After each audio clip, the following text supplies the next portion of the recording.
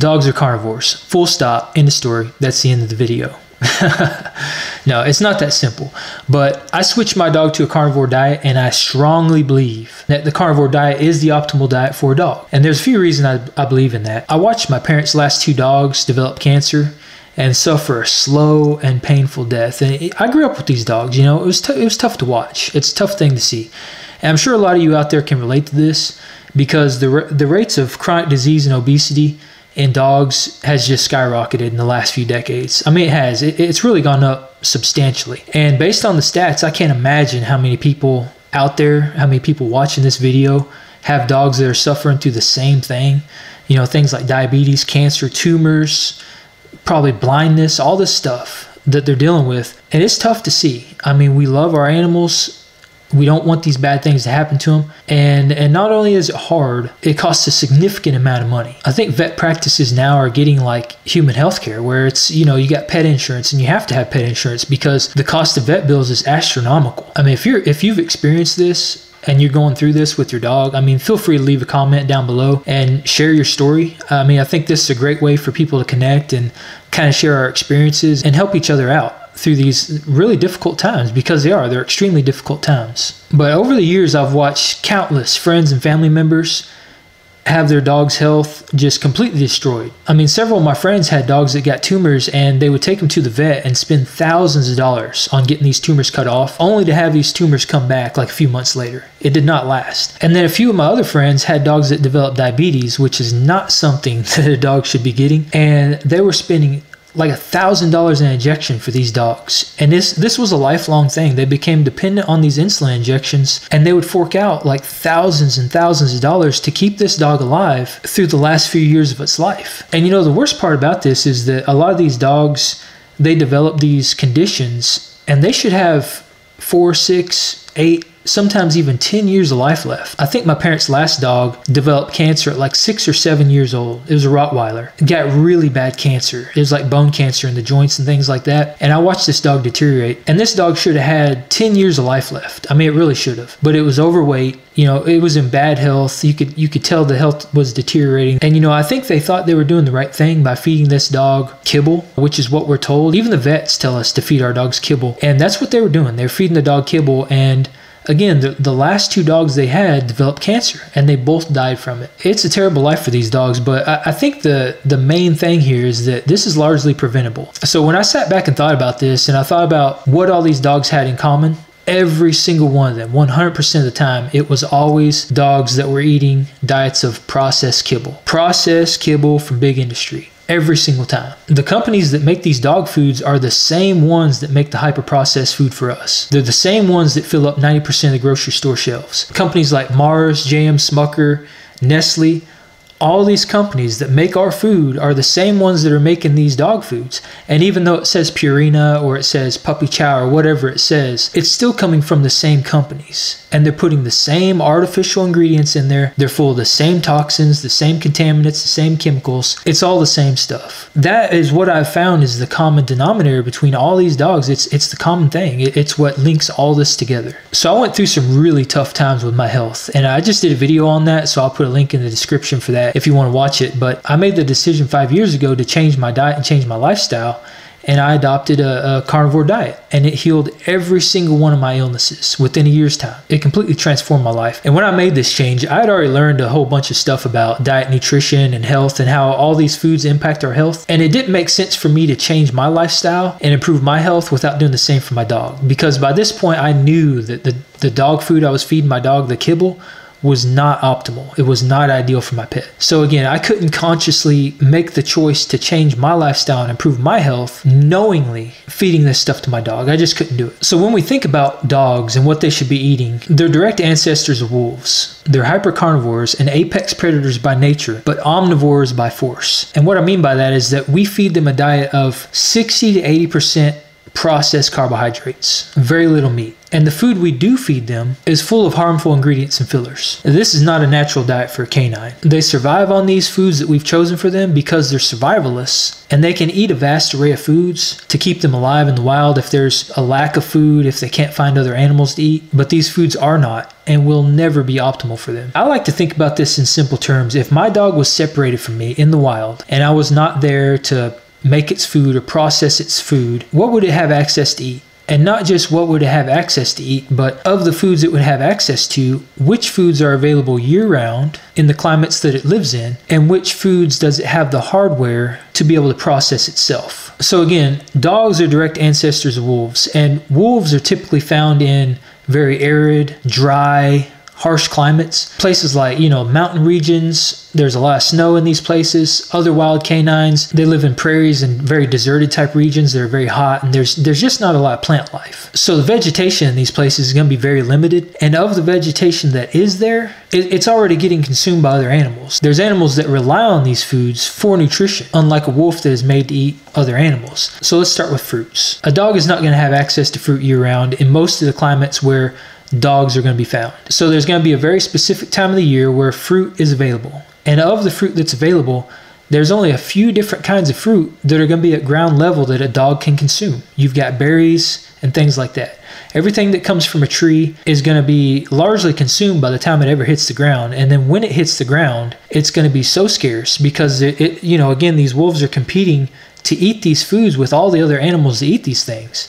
And by the time it hits the ground, there's so little left that this food might sustain them for a day or two, but it's definitely not going to sustain them year-round, especially if it's only available for 2 or 3 months out of the year. So fruit's pretty much off the table, unless we're talking about, tropical rainforests and places like that where there's fruit available year-round. But again, you're competing with things like gorillas and things like that, and wild dogs just simply don't exist in these places anyway. So fruit's off the table, and the only thing you're left with after that are like nuts and seeds, grains, and to put it simply, dogs just are not meant to consume grains. They are not equipped with the hardware to be able to process grains. Animals that are able to process grains have orbital jaws. They're able to grind up the seeds, grind up the nuts, and properly process these so that they can be digested, because a grain is meant to be consumed and pass through the body without being digested. And it comes out in a pile of fertilizer and it's ready to grow. I mean, that's how a grain is designed. So in order to be able to process a grain and extract nutrients from it, you have to be able to grind that grain up to get access to the nutrients inside. And a dog simply cannot do that. Their teeth are not made for that. Their jaws are not made for that. So again, these grains are going to pass right through the animal, and it's not going to provide it any sustenance. And the same thing goes with grass. Of the grasses in the wild that a dog would be able to consume, there are very few that are not 100% toxic for a dog to consume. If you've ever noticed when your dog eats grass and it basically throws up a couple hours later, that's kind of telling you something, that the dog's actually not meant to consume this. I've never seen my dog eat grass and pass it through in its stool. She always throws up afterwards, every single time. I mean, that's kind of telling right there. And then the other factor is that of these plants and these grains and things like that that are in the wild, even fruits, a dog would have to consume mass amounts of these foods to sustain it for an entire year. If you look at herbivores and animals that thrive on plants, their entire life is basically eating plants. I mean, that's what they do. They graze, they eat plants, they seek out fruit, and they just consume all day long, every single day. And dogs do not do that. I mean, they'll go days or weeks without eating, and then when a wolf actually finds a meal and it tracks an animal and hunts it and kills it, they can eat up to 20 pounds of meat in a single sitting. And that's going to last that animal for a very long time. I mean, they may not have to eat again for a week or longer, and they're designed to do that because, again, they're survivalists. Meat is likely what bonded us together thousands of years ago. And, when we joined forces with dogs, they were a huge complement to our hunting capabilities. I mean, you have two of the most revered apex predators on the planet joining forces. It's basically a force that can't be matched. It's a force that can't be beat. Bottom line is that wild canines would not be able to survive in the wild without consuming other animals. This is their natural diet. It's what they're meant to eat. They're very keen hunters, and their physical traits make them some of the most revered apex predators on the planet. I've found that improving the health of our dogs is as simple as getting back to the basics and focusing on foods that dogs are meant to consume. It's food they would consume in the wild if they didn't have us. When you think about it in those simple terms,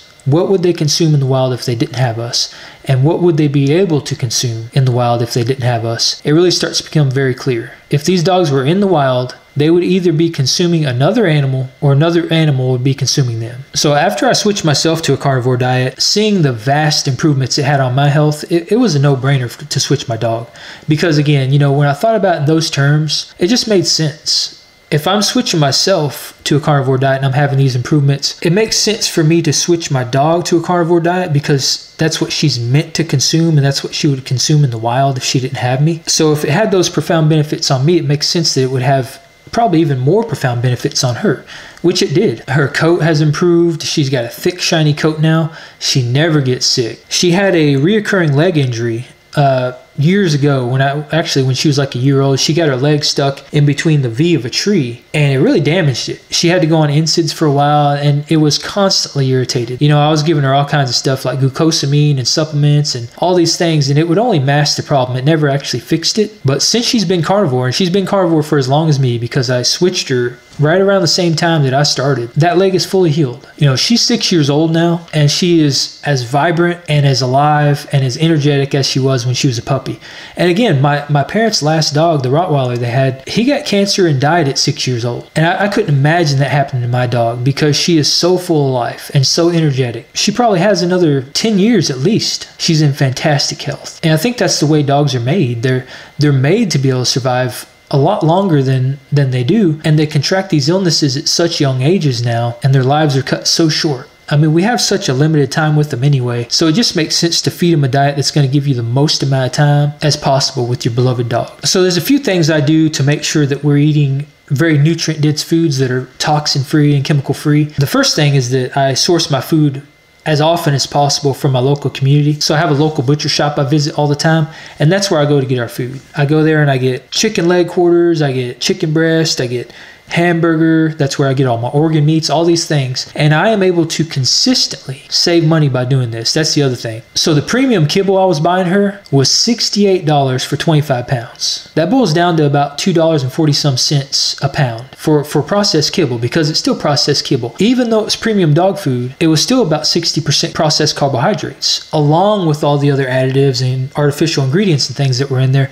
that are still not optimal for my dog. Now, when I switched to a carnivore diet and I buy my food from my local butcher shop, I come in on average every single meal. She eats once a day, roughly 2 pounds of food.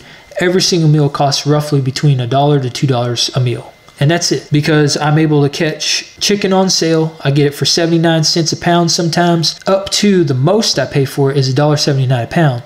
I'm able to get ground beef, cheap ground beef, for roughly $2.89 a pound when I catch it on sale. The most I ever spend on that is about $3 a pound. I'm able to get things like chicken feet, organs, beef trimmings, a lot of the stuff that the butcher would just throw away. I get that stuff very cheap, sometimes pennies on the dollar. And when you add all this stuff together, you're basically creating a nose to tail eating scenario for your dog. So, you know, a lot of the food that we would waste, a lot of the food that would go to waste and we just don't consume, I save that and keep it for my dog. It's a very good way to make use of every single thing that you purchase without wasting any food. I have zero food waste because everything I don't eat goes to my dog 100% of the time. And it's stuff she would be eating in the wild anyway. It's stuff that she would be consuming because, again, she's going to be eating the whole animal, fur and all. So I put it all in there. And it's a very balanced way of feeding your dog. So, I mean, I think that's actually another really good point, is that it's a diet that my dog and I can share. Any of the foods I eat are foods that my dog can consume as well. And then any of the foods that my dog consumes are foods that I can consume. I can make dog treats, things like beef jerky sticks, pemmican, biltong, all these different things. I can make these for her as snacks. They'd be extremely healthy, 100% natural, bioavailable nutrients, and I can consume them as well. So if I take her out hiking somewhere or something like that, we both share the same snacks. I mean, I don't have to reach in there and get dog treats out that are full of refined flour and titanium dioxide and all these other harmful chemicals. I don't have to do that.